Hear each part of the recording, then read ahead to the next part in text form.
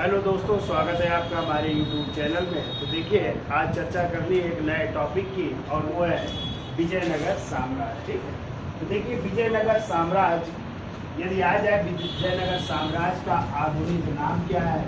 तो देखिए इसका आधुनिक नाम है, आज हम इसको जानते हैं हम्पी के नाम से। किस नाम से? हम्पी, या इसी को हस्तिनावती भी कहते हैं। ठीक है, और ये कहाँ पे पड़ता है? तो आज जो है ये पड़ता है कर्नाटक में पड़ता है। ठीक है, अब यदि आ जाए कि इस विजयनगर साम्राज्य की स्थापना किसने की थी, तो संस्थापक यदि आ जाए इसके संस्थापक कौन थे? तो इसके संस्थापक थे दो भाई थे जिनका नाम था हरिहर और दूसरे भाई का नाम था गुप्ता। हरिहर और किसने की थी? गुप्ता ने की थी। और यदि आ जाए कब की थी, तो 1336 ईस्वी में की थी। और उस समय दिल्ली सल्तनत के सुल्तान थे मोहम्मद बिन तुगलक के समय। ठीक है, कैसे की थी, क्या हुआ था, अभी डिटेल में चर्चा करेंगे। पहले संक्षिप्त में थोड़ी जानकारी दे देते हैं। तो किसने की थी?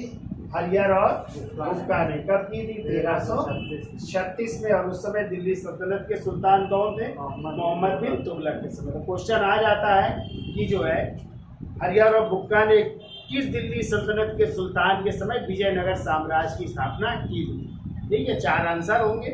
फिरोज शाह तुगलक, गयासुद्दीन तुगलक, मोहम्मद बिन तुगलक, नसीरुद्दीन महमूद तुगलक। तो क्या बताओगे? मोहम्मद बिन तुगलक के समय। कब की? 1336। ठीक है, अब देखिए यदि आ जाए जो विजयनगर साम्राज्य था, जो किन दो नदियों के बीच, या कह सकते हैं किस नदी के बीच स्थित है? कृष्णा और तुंगभद्रा। देखिए नदी थी, उस नदी का नाम था तुंगभद्रा नदी। कौन सी नदी के किनारे था? तुंगभद्रा नदी के किनारे जो है विजयनगर साम्राज्य स्थित था। और यदि आ जाए कि विजयनगर जो साम्राज्य था उसकी राजधानी क्या थी? ठीक है, तो देखो राजधानी बदलती रही। तो राजधानी में यदि आ जाए, प्रारंभिक राजधानी क्या थी? तो प्रारंभिक राजधानी थी अनेगोंडी। क्या थी? अनेगोंडी। और अनेगोंडी कब से कब तक रही? तो जब विजयनगर साम्राज्य की स्थापना हुई 1336 में। और ये 7 वर्षों तक जो है विजयनगर साम्राज्य की राजधानी बनी रही, जब तक कि किसकी स्थापना नहीं हो गई? विजयनगर की। ठीक है, तब तक राजधानी क्या रही? अनेगोंडी। फिर इसके बाद जो है दूसरी राजधानी बनी आपकी, जिसका नाम है विजयनगर, या इसी को विद्यानगर भी कह सकते हैं। तो विजयनगर, और ये कब बन रही? 1342 से लेकर के लगभग 1570 तक रहती है। ठीक है, तीसरी राजधानी यदि आ जाए, तीसरी राजधानी क्या बनी? तो वो थी पेनगोंडा। कौन सी बनी? पेनगोंडा की राजधानी। यानी इस तरह कह सकते हैं विजयनगर साम्राज्य की 3 राजधानियां रही। कौन कौन सी रही? पहले अनेगोंडी कब से कब तक? 1336 से 1343 तक।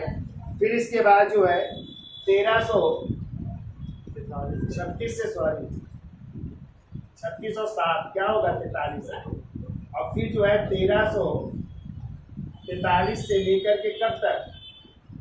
1570 ईस्वी तक जो है ये राजधानी रही। ठीक है, 1343 से 1570। फिर क्या रही? पेनगोंडा रही थोड़े समय के लिए, 1570 तक। और फिर इसके बाद आगे राजधानी बन जाएगी आपकी चंद्रगिरी। कौन सी? चंद्रगिरी भी राजधानी रहती है। और चंद्रगिरी राजधानी आपकी बन रही है 1614। ठीक है, तो 1614 में। ठीक है, तो 1570 से 1614 तक इसको लिख लीजिएगा। और 1614 से लगभग 1652 ईस्वी तक आपकी क्या रही? चंद्रगिरी राजधानी रहती है। ठीक है,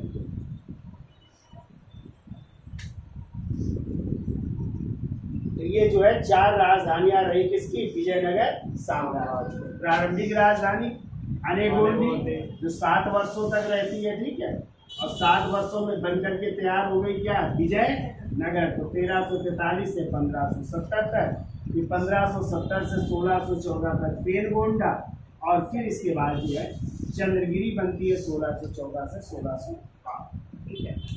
अब देखिए इस विजयनगर साम्राज्य में 4 राजवंशों ने शासन किया। तो वो 4 राजवंश कौन कौन से हैं जिन्होंने शासन किया, उनकी भी चर्चा कर लेते हैं। तो यहाँ पे पहला वंश आया था जिसे कहते हैं संगम वंश। कौन सा वंश, संगम वंश। संगम वंश कहते हैं। और संगम वंश का टाइम है 1336 से लेकर के 1485 ईस्वी तक, यानी संगम वंश कब से कब तक का, 1336 से 1485, ठीक है। अब यदि आ जाए इस संगम वंश के संस्थापक कौन थे, तो इसको भी साथ में समझ लीजिए। इसके संस्थापक थे हरिहर और बुक्का नामक 2 भाई थे ना, तो कह सकते हैं इसके संस्थापक कौन हुए, पहले बड़े भाई हरिहर, ठीक है। लेकिन यदि आ जाए इस वंश का अंतिम शासक कौन था,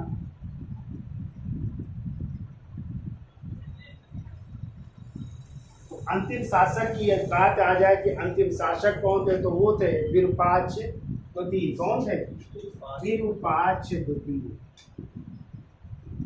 विरूपाक्ष द्वितीय इस वंश के अंतिम शासक। पूछा जा सकता है संगम वंश के संस्थापक कौन थे, तो 2 भाई थे हरिहर और बुक्का, जिसमें कौन हो जाएंगे, हरिहर, और अंतिम शासक विरूपाक्ष द्वितीय, ठीक है। दूसरा राजवंश आया था और उसका नाम है शुलू वंश या शालू वंश। शालू वंश, और इस शालू वंश का टाइम है 1485 से लेकर के कहीं कहीं 1504 मिलता है, कहीं कहीं 1505 मिलता है, ठीक है। तो 1505 ईस्वी तक, ठीक है। अब इसमें भी संस्थापक पूछे जा सकते हैं कि शालू वंश के संस्थापक कौन थे, तो इसके संस्थापक थे शालू नरसिंह थे। शालू नरसिंह इस वंश के संस्थापक थे, ठीक है। अब यदि आ जाए इस वंश के अंतिम शासक कौन थे, तो यदि अंतिम शासक की बात आ जाए, अंतिम शासक थे इमाड़ी नरसिंह। अंतिम शासक, अंतिम शासक थे इमाड़ी नरसिंह। तो दूसरा राजवंश कौन सा आया, शालू वंश है, 1485 से 1505 तक है। अब देखिए तीसरा राजवंश था और उसी राजवंश का नाम है तुलु वंश।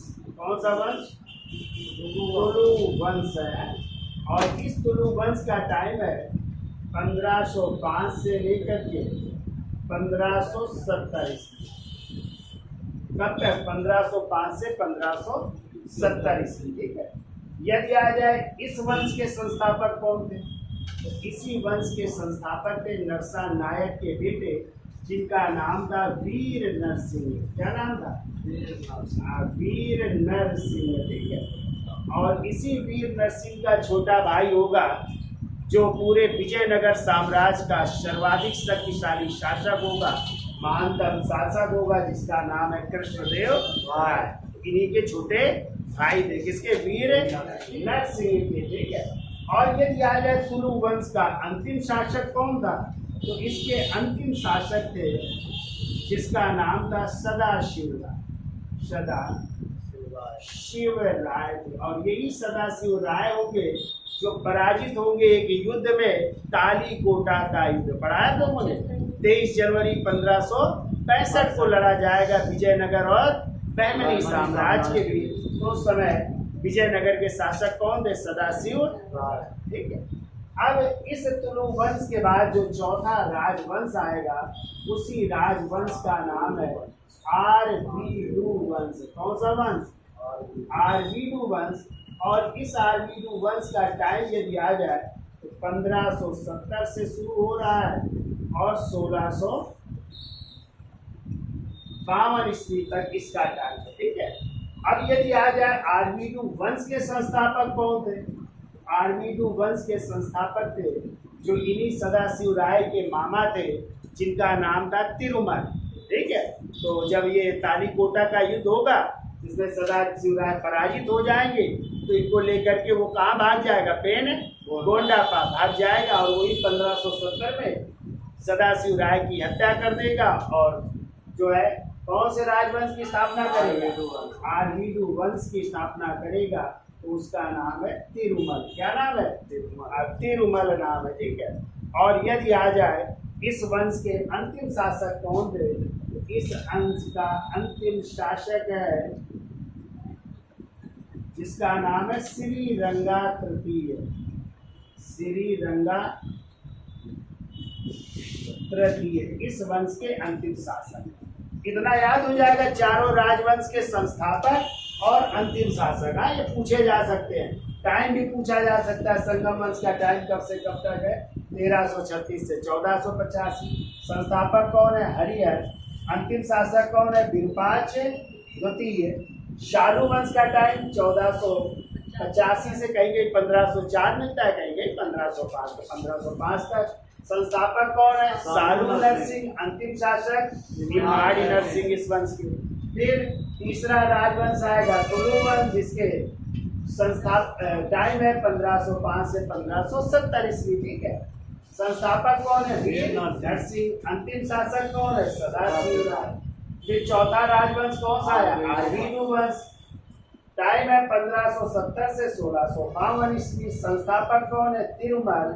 और अंतिम शासक है श्रीरंगा। ठीक है, तो ये तो हो गए चारों राजवंश, संस्थापक और अंतिम शासक। अब क्वेश्चन आ सकता है कि संगम वंश का महान शासक कौन था?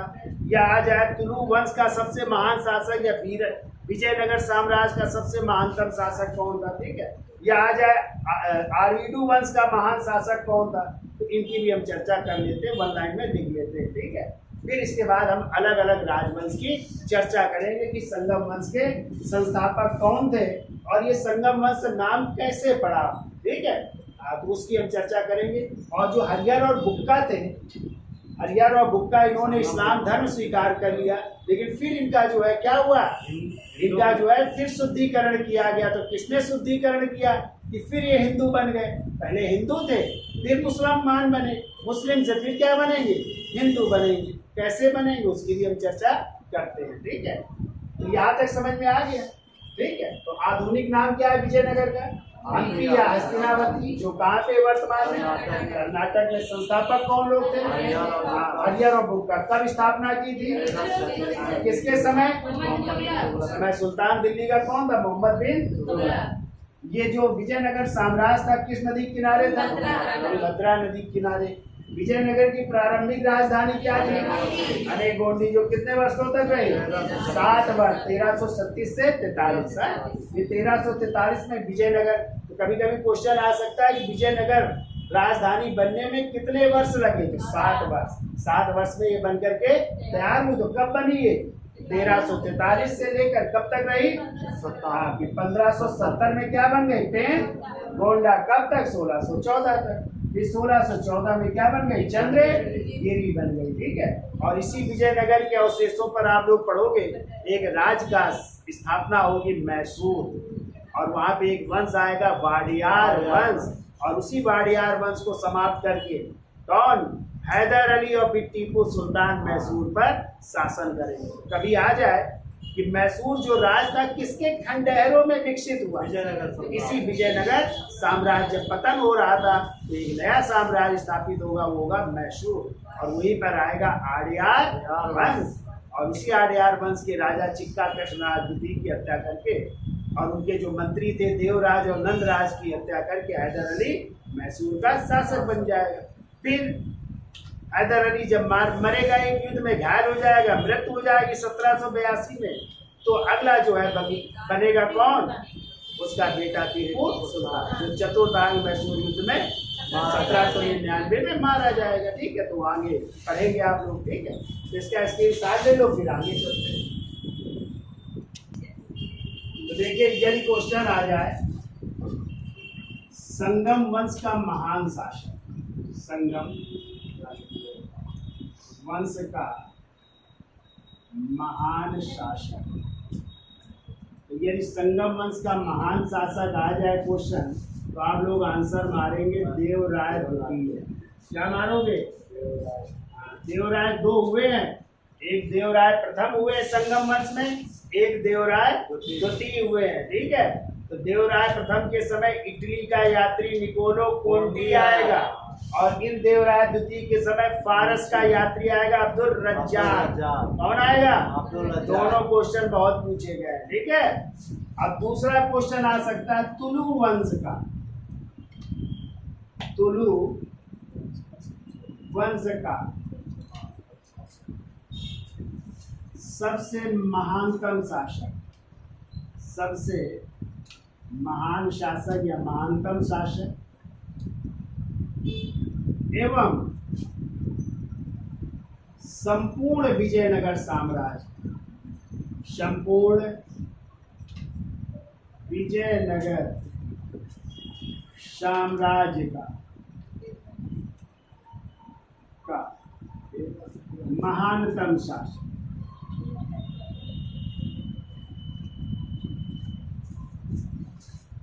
ठीक है, यानी वो तुलु वंश का तो है ही, साथ में पूरे विजयनगर साम्राज्य का भी सबसे महानतम शासक है, और उस शासक का नाम है कृष्णदेव राय। कृष्णदेव राय आगे पढ़ाएंगे हम। इन्हीं के दरबार में रहते थे अष्टदिग्गज। क्वेश्चन आता है अष्टदिग्गज किसके दरबार में रहते थे? कृष्णदेव राय। तो अष्टदिग्गज कौन थे? आठ तेलुगु कवि थे। ठीक है, क्या थे? आठ तेलुगु कवि, जिनमें प्रमुख थे पेडन्ना, दूसरे थे तेनाली, जो किताब लिखे थे पांडुरंग महात्मा। ठीक है, चर्चा करेंगे। कृष्णदेव राय भी लेखक था, बहुत अच्छा। और आ जाए आरवीडू वंश का महान शासक। आरवीडू वंश का महान शासक। आरवीडू वंश के महान शासक थे वेंकट द्वितीय। कौन थे? वेंकट। पढ़ेंगे इनके बारे में भी।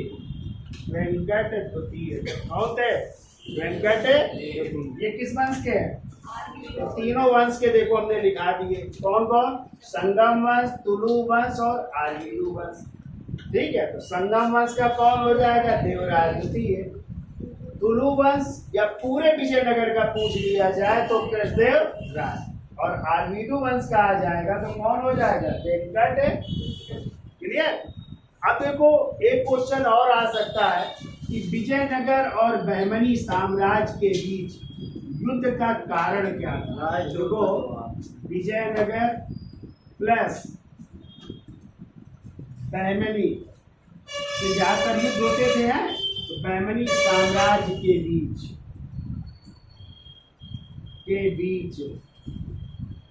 युद्ध का कारण,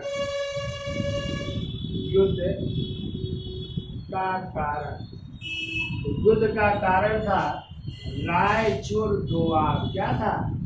रायचूर दोआब। और ये बहुत ही उपजाऊ भूमि थी रायचूर दोआब, जो किन दो नदियों के बीच स्थित थी? तो कृष्णा प्लस तुंगभद्रा नदियों के बीच की भूमि थी। तुंगभद्रा नदियों के बीच की भूमि,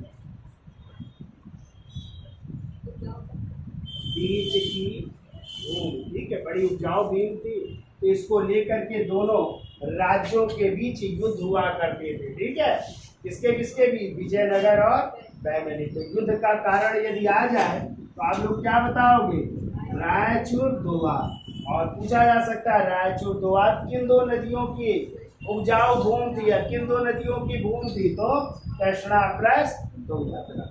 यहाँ तक याद हो जाएगा। अब देखिए, जो पहला वंश आ रहा है संगम वंश है, जिसका टाइम है 1336 से 1485। उसकी चर्चा कर लेते हैं, कैसे नाम पड़ा संगम वंश। तो इसका स्क्रीनशॉट ले लो और हेडिंग डालिए संगम वंश। तो देखिए, संगम वंश का टाइम क्या बताया था अभी हमने 1336 से 1486। तो देखिए इस वंश का नाम संगम कैसे पड़ा, तो कहते हैं संगम के 5 पुत्र थे। कितने पुत्र थे? संगम के 5 पुत्र थे और उन्हीं पुत्रों में थे आपके हरिहर। दूसरे बेटे का नाम था बुक्का। हरिहर बुक्का फर्स्ट भी कह सकते हैं जो है, हरिहर बुक्का फर्स्ट। तीसरे हैं मारप्पा, चौथे हैं मुदप्पा, लिख लेंगे, और 5वें हैं कंपा। ठीक है, कौन कौन बेटे हैं? हरिहर, बुक्का, मारप्पा, मुदप्पा और कंपा। ये 5 बेटे हैं किसके? संगम के। ठीक है, और अभी हमने बताया था कि विजयनगर साम्राज्य के यदि संस्थापक पूछे जाएं तो संस्थापक कौन है? हरिहर और बुक्का। तो इन हरिहर और बुक्का ने अपने पिता के नाम पर, ठीक है, इस वंश का नाम क्या रखा? संगम वंश। यानी संगम उनके क्या नाम था? पिता का नाम। ठीक है, तो कभी आ जाए किसके नाम पर इस वंश का नाम संगम पड़ा, तो हरिहर और बुक्का के पिता का नाम था संगम, तो उनके नाम पर जो है इस वंश का नाम पड़ा संगम। और संगम के कितने बेटे थे? 5। कौन कौन? हरिहर, बुक्का, मारप्पा, मुदप्पा और कंपा। ठीक है, तो इन्हीं में ये 2 बेटे हैं हरिहर और बुक्का, इन्होंने इसकी स्थापना। ठीक है, अब देखिए कहानी हरिहर और बुक्का की क्या कहानी है। कहते हैं जो हरिहर और बुक्का थे ये पहले वारंगल के शासक थे और उन वारंगल के शासक का नाम था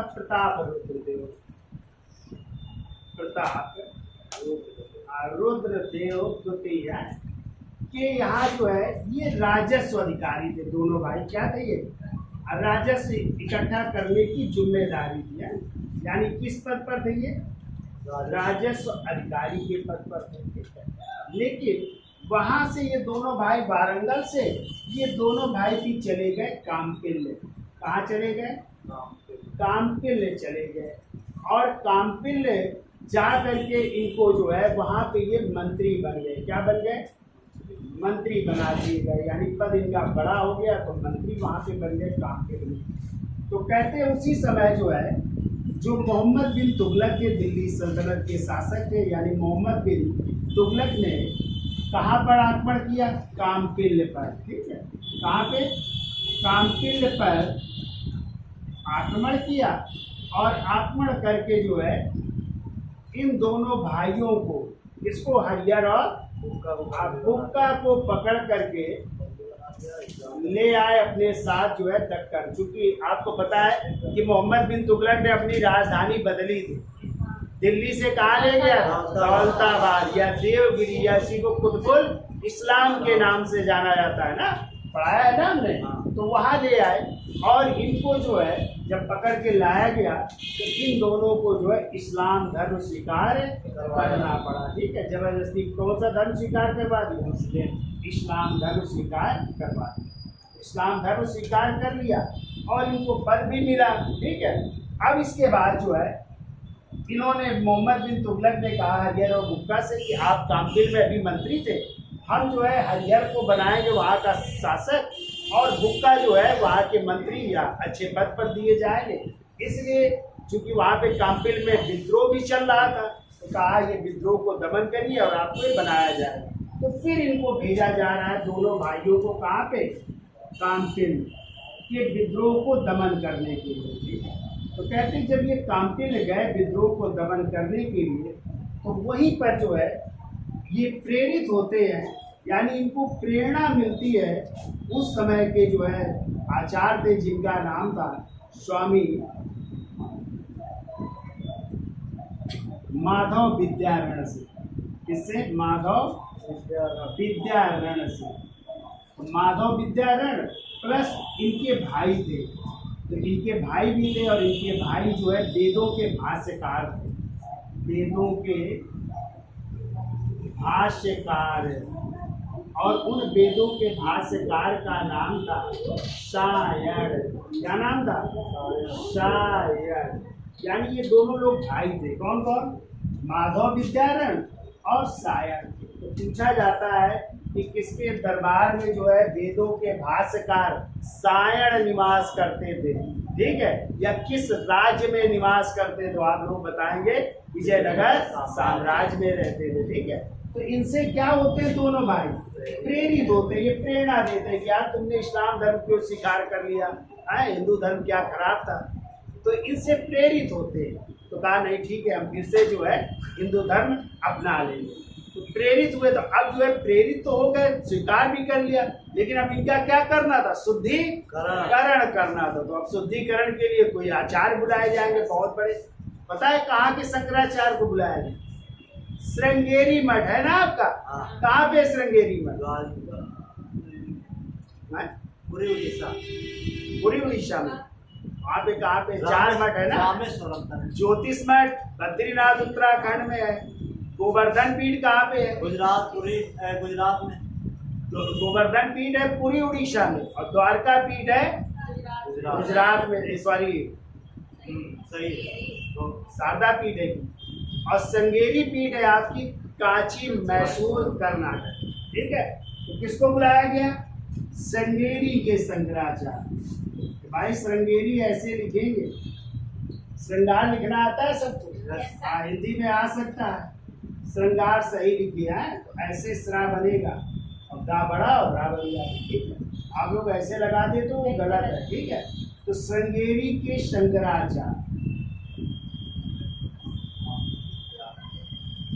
शंकराचार्य, और उनका नाम है स्वामी विद्यातीर्थ। क्या नाम है? स्वामी विद्यातीर्थ द्वारा इन दोनों भाइयों का क्या किया गया? शुद्धिकरण किया गया, ठीक है।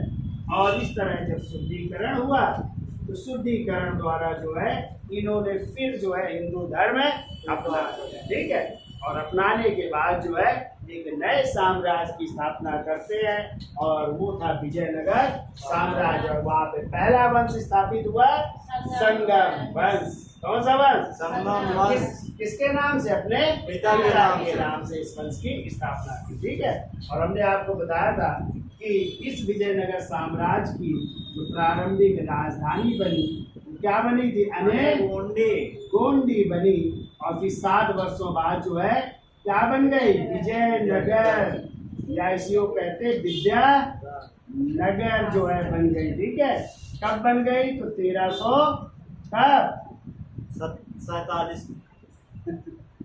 अरे 36 और 7 कितने हुए?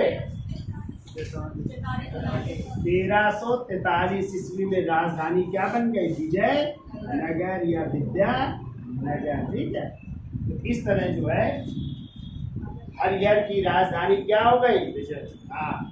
और इनके जो छोटे भाई थे बुक्का, ठीक है, वो भी जो है शासन में सहयोग करते थे, लेकिन जब बड़े भाई जिंदा थे तो इस कारण जो है बुक्का प्रथम जो है शासन करते थे। यानी उप राजधानी यदि कभी आ जाए, उप राजधानी किसकी?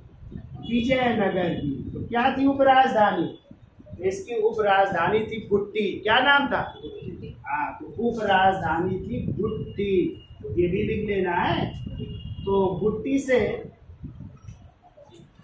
से कौन शासन कर रहा था? बुक्का प्रथम। यानी ये उप राजधानी में रहते थे, वहां से शासन संभालते थे, ठीक है। और बाद में जीत लेंगे किसको? पेनगोंडा को, है तो वहां से भी अपना मुख्यालय बना लेंगे। तो ये पढ़ाएंगे जब बुक्का प्रथम पढ़ाएंगे। तो यहाँ तक समझ में आ गया। तो इस तरह जो है स्थापना हो रही है। तो किसके समय उन्होंने मुस्लिम धर्म अपनाया? मोहम्मद बिन तुगलक के समय, ठीक है। और फिर बाद में भेजा गया तो किसने इनको प्रेरित किया? स्वामी माधव विद्यारण, या और उनके भाई वेदों के जो भाष्यकार थे, नाम का। और किसने शुद्धिकरण कराया? श्रृंगेरी मठ के शंकराचार्य, जिनका नाम था स्वामी।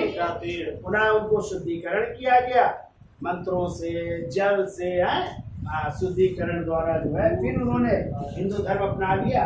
प्रारंभिक राजधानी आ जाए विजयनगर के अनेगोंडी कब से कब तक 1336 से लेकर के 1343 तक।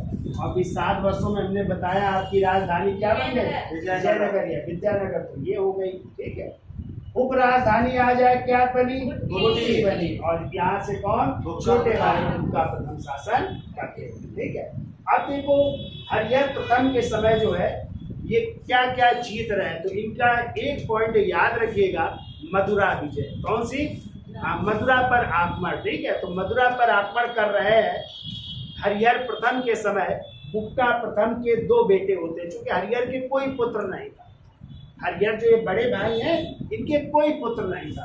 किसके बेटे थे, बुक्का प्रथम के जो है कई बेटे थे, तो उन्हीं में से कुंवर कंपा और कुंवर सम्मन, इन 2 के नेतृत्व में जो है मथुरा के लिए एक सेना भेजी जाएगी। ठीक है, लेकिन सेना तो भेजी गई लेकिन वो मथुरा को जीत नहीं पाते हैं पहली बार। ठीक है, तो इस मथुरा विजय का वर्णन किया है जो कंपा की पत्नी थी गंगा देवी ने अपनी पुस्तक मथुरा विजयम में। किस पुस्तक में, मथुरा विजयम में वर्णन किया। ठीक है, लेकिन आगे चल करके कुंवर कंपा ने उस मथुरा को अपने साम्राज्य में मिला लिया। तो जहाँ पे मथुरा जो ऐसा राज था जहाँ पे इस्लाम धर्म था पहले, तो यानी मथुरा से इस्लाम धर्म क्या हो जाएगा, समाप्त हो जाएगा। और मथुरा को किस साम्राज्य में मिला जाएगा, विजयनगर साम्राज्य।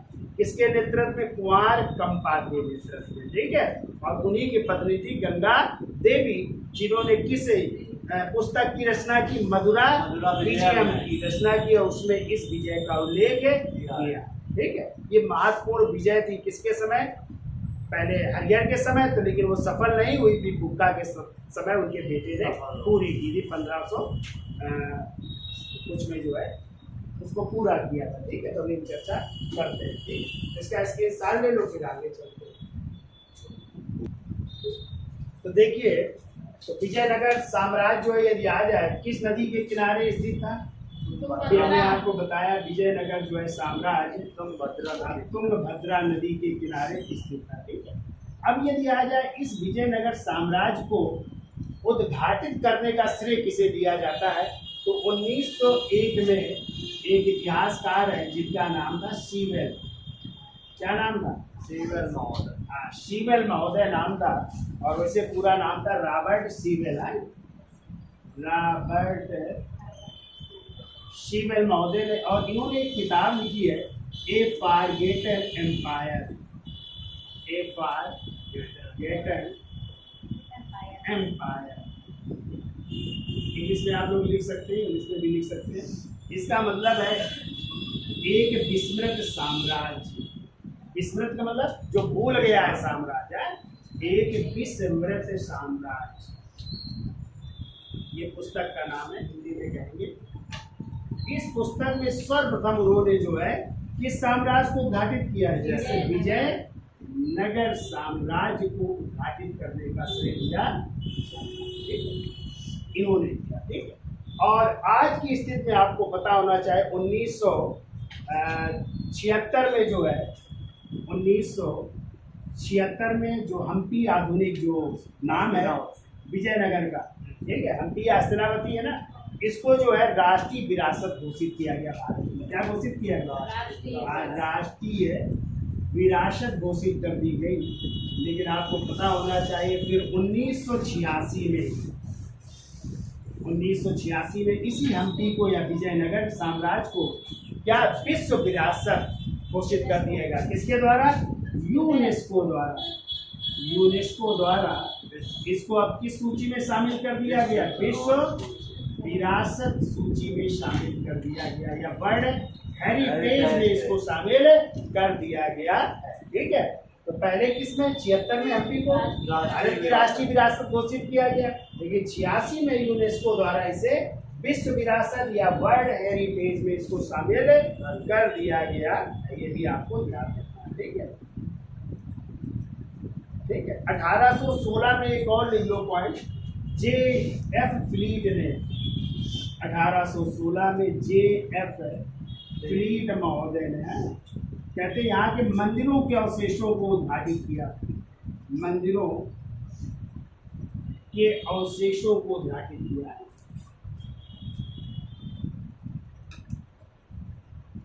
यहाँ पे मंदिर भी थे हैं? जैसे आप पढ़ेंगे हम्पी का मंदिर, हजारा का मंदिर या विठल स्वामी का मंदिर ना, यहाँ के प्रसिद्ध मंदिर है, उनको उद्घाटित करने का श्रेय किसे दिया गया? J.F.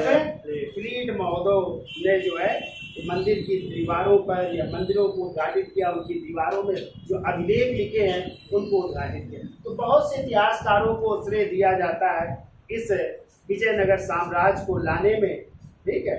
जैसे अलेक्जेंडर ग्रानली है, उन्होंने जो है भी अवशेषों को यहाँ को उद्घाटित किया। तो कई इतिहासकार हैं जिन्होंने विजयनगर के बारे में वर्णन किया, ठीक है। अब इस वंश के जो पहले राजा हैं उनकी चर्चा हो जाएगी और वो होंगे हरिहर प्रथम। कौन होंगे? आज जो 1336 में बनेंगे और 1356 तक रहेंगे। कब तक? 1336 से लेकर के 1356, ठीक है।